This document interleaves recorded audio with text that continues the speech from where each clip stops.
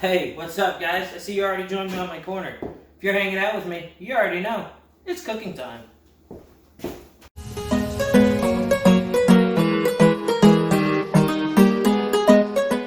Guys, so as I said, I'm coming back with more videos.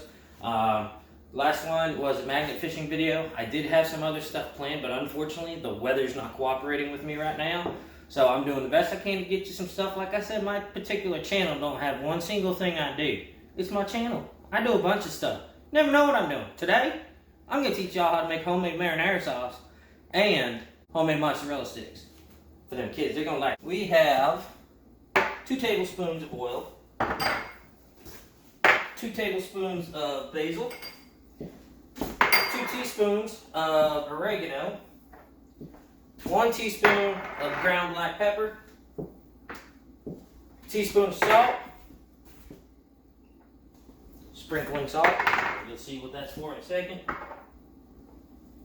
tablespoon of sugar, garlic, 5 cloves, and of course we got 1 cup of onion. Get you a nice saute pan, that's what I used to cook mine in, and get it oiled up.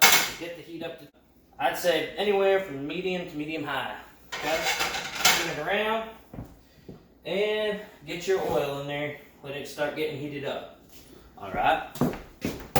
So, now, while that's heating up, save yourself some time, prep your onions. Take an onion, chop the ends off. It's going to make it easier for you to peel. Okay? Then, you slice it long ways, leaving the bottom of the onion on. That way there you don't tear up. Take your knife, put your hands straight on the top. Slice it down halfway in the center. Bring it down the line up, bring it down the line up, bring another line up. Okay, watch your hand. So what you do when you slice down, it's already going to partially chop your onion for you. Because the onion's made out of layers. Next step, what you're going to do is take 5 cloves of garlic. Alright, give them a light crush, just a light little tap. Okay, what that does is it's going to make it more aromatic. It brings out all the natural juices and flavors of the garlic. Then what I do is you're going to take your garlic crusher, crush open your garlic, just get it in there. You don't got to be pretty, cooking's not meant to be pretty, okay? Especially in this kitchen. I just do what I got to do to get it done. Okay, bring another one, put another one in, crush her up. Get it all. I'm going to teach y'all a trick. I don't know if many of you know this trick or not. Now, once you have your garlic in here, take your salt. Sprinkle just a little bit of salt in there and mix it around. Doesn't make it so sticky, so it's not going to bind in your pan. Go ahead, rinse off your hand. Every cook has a towel. It's usually put in his pocket. So as you come over here, you see this oil? Heat it up. First things first, I'm gonna go ahead and get your onion in there. You're gonna hear it sizzle. You do not want to lose that sizzle. Let that sizzle keep going. Alright. You're gonna let that onion cook in there for roughly about 2 to 3 minutes, just until it gets translucent, okay? The whole time, just stirring it so it don't burn to the bottom of the pan. You never want your onion to burn. You don't want your garlic to burn. That's just bad. Smell that already. Alright, just let it go. Turn the heat down just a little bit. Alright, now, here we are. See how these onions are turning yellow? Getting translucent. I don't know if you can see it. Hold on, let me put a surface light on here for you. There you go. See how that yellowness is in there? That's perfect. This is the point you want to add that garlic. Take that garlic and just bring it right in there. This whole time you should be having a nice sizzling sound. Hear that sound? Hear that? That's music to my ears. Okay? This is what you want to do. Okay? Stir this around because garlic has a quick burning point. So, what you want to do is stir it constantly. Now, while that's cooking, go ahead and get yourself a 28-ounce can of crushed tomatoes. Okay? 28-ounce can. I use this brand. It's my personal favorite. It's fire roasted. Not sponsored, but it's really good. cooks well. What you want to do is very, very, very important. Get you a can that does not have added salt, added flavorings, because you're going to put your own flavoring to it. That way there, it comes out the way you want. Okay? That's the difference between store-bought tomato sauce and homemade. Now that we got this opened up, we're going to bring it on over here. Give this a quick stir. You can really smell that garlic cooking now. It's going to come out good. My kids love this, so I'm sure you guys are going to love it. So what you're going to do is just pour that right in there. Hear that sizzle? You're going to still have a sizzle, but it's going to be a slow sizzle. Okay? Don't be afraid to get in there. You pay money for these cans? Go ahead and get every little bit in there. Okay? Now, a lot of people will be tempted to put a little bit of water. Resist that urge. Do not put water in your tomato sauce. Give it a good stir. Look at that. Smell it already. Make sure you get it all nice and mixed. Now, this is where your seasonings come in. We are going to take, and listen, close. Okay? Should use fresh basil, but since I'm rushing this right now, trying to get this ready for when the kids get home for a snack, I'm going to use dried basil. So we got dried basil here. Fresh is the best. Sprinkle it in there, right on the center. Okay? Next goes in the oregano. Sprinkle that in there. Once you got those two in there, just stir it in. It's going to look like a lot because it's just sitting on the top there. But once you start to stir it in, it's just going to disappear. See? It's already disappearing right now. Get it off the sides. Sliding that around. This sauce is good for anything. I'm going to be honest with you. That's good right there, but you're going to keep adding. This is good for pasta, chips, dip. It's really, really good stuff. Now that you got that oregano and you got that basil in there, go ahead, start adding. This is my secret right here. Put your sugar in there. It's not to sweeten it up. It's just to cut down that acid flavor of them tomatoes. Put it in there like that. It already disappeared. Give it a good little stir. Next comes in your black pepper. We're going to go ahead and add the rest of it. Because remember, that sugar's in there, cutting down the acidity of the tomato. And now, you're going to just let that sit. Let it sit for about 13 minutes. Continue to stir so you don't let it get stuck to the bottom. See, when you pull that back, you should be able to see the bottom of your pan. Nothing sticking. Just keep an eye. Go ahead, while that's cooking, you got 13 minutes, okay? What you're going to want to do, go ahead, get your cheese sticks ready. That's right. Me, I prefer, to be honest with you, I prefer the block of mozzarella. But since Kroger didn't have any, I went and got the cheapest thing because I'm in a rush too, so this is going to help. Perfect serving right there. Comes in packs of 12, there you go. You are set to go. See how this is starting to bubble up right here? I'm going to let it sit for a second. You want to continue to stir it. Okay? Like I said, you got to turn it down just a little bit. We want it simmering. Not boiling, not bubbling too rapid. Just a nice cool simmer. And notice how I don't have a top. You don't have to have a top on it, because what that steam is going to do is draw water into it. Drop it down in. You do not want water in this. Trust me. You have enough in here to make it perfect consistency. Give it a little test. Magnificent. And in here, get your bowls. Get yourself an assembly line going, okay? Yeah, you already know. Anybody that cooks already knows what's going on. 3 bowls, that can only mean one of 2 things. I'm making extra dishes, or I'm getting me going. Some battering going on, okay? Get some eggs. Crack open a couple eggs. I'm going to go ahead, put about 3 eggs in there.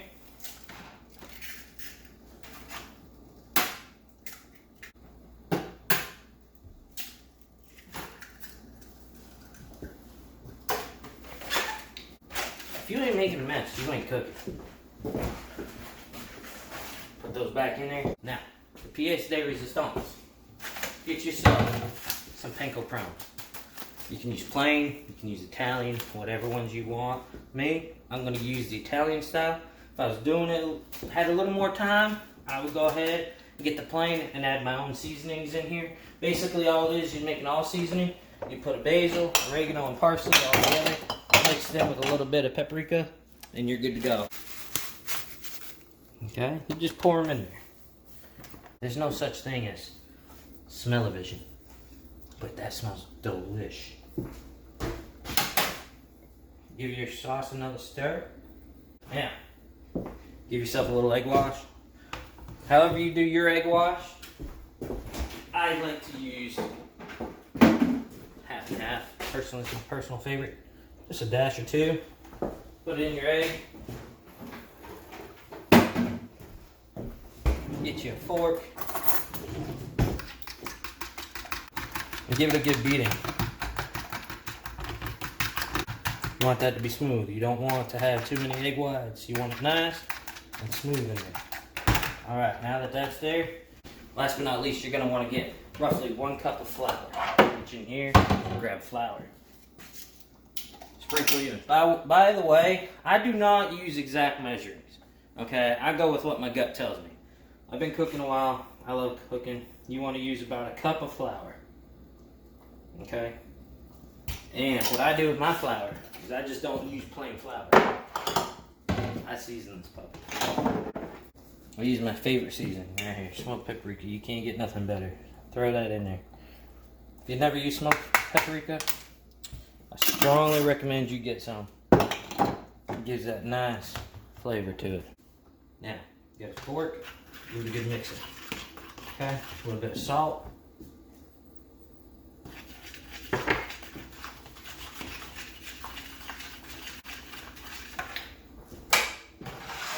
Sauce is done. Remove it from heat. Give it a couple of good stirs. And that's ready. What I would recommend you do, pour it into a mason jar, so that way there you can save it for later, or you can use it right away. By the way, this will last up to a week in the refrigerator before you gotta throw it out. You can freeze it, and it'll last up to 3 months. Okay, now that that's ready, we're gonna focus on the breadsticks. You're gonna go ahead and get your oil going. Turn that puppy on medium to high heat. Use whatever kind of oil you want. Some use peanut oil, some use corn oil, some use whatever. I use canola oil because I find it to be healthier. Any fried food's not good, honey. Come on. Ain't too healthy for you. You want to get you about good 2.5 inches of oil in there to put it in. Alright, so you want to bring this oil up to 360 degrees Fahrenheit. You just put your little thermometer in there, okay? And you want to wait till that comes up to 360 degrees Fahrenheit. If it's hotter than that, chances are as soon as you put your breadsticks in there, the cheese is going to melt and burst out the sides, and then you get all that stringy stuff all over, and it just looks garbage. Now, important thing is you're going to want to look at your cheese sticks. When you get them, they're not perfect. So what you want to do is try to make them as perfect as possible in size so they cook evenly. Don't worry about those little bites. They're going to go in my tummy later. Okay? Alright, so get your assembly line going. What you do, roll it in the flour first, okay? Put it in the egg wash. Then you're going to drip it in here. 2-hand technique. 1 dirty hand, 1 clean hand. Take your breadcrumbs, panko crumbs, get it in there, soak them up, okay? Then turn it around, roll it around. Look at that beautiful thing right there. Look at that. Hoo-wee, who said that? Now, what you're going to want to do is get a cooling rack, okay? Roll it in the flour first. And then roll it in the egg wash. 2 separate hands. If you don't put it in the flour first, the egg wash ain't going to stick to it. And then take your dry hand, throw your breadcrumbs in on, cover it, let that just get covered. Grab it, and then roll it around. And you want to be light with it, so that way there it don't wash off. Lay them back out. Alright, so as we're doing this, we're just keeping an eye on that oil right there. Like I said, this is the perfect time to get it done. Everything has a reason. Take your time. Don't rush your cooking. Okay, just enjoy it. This is what I do. I cook because I love it. You know, I can cook some food. You know, if you guys liking this video, let me know. Smash that thumbs up button. Drop a comment or two.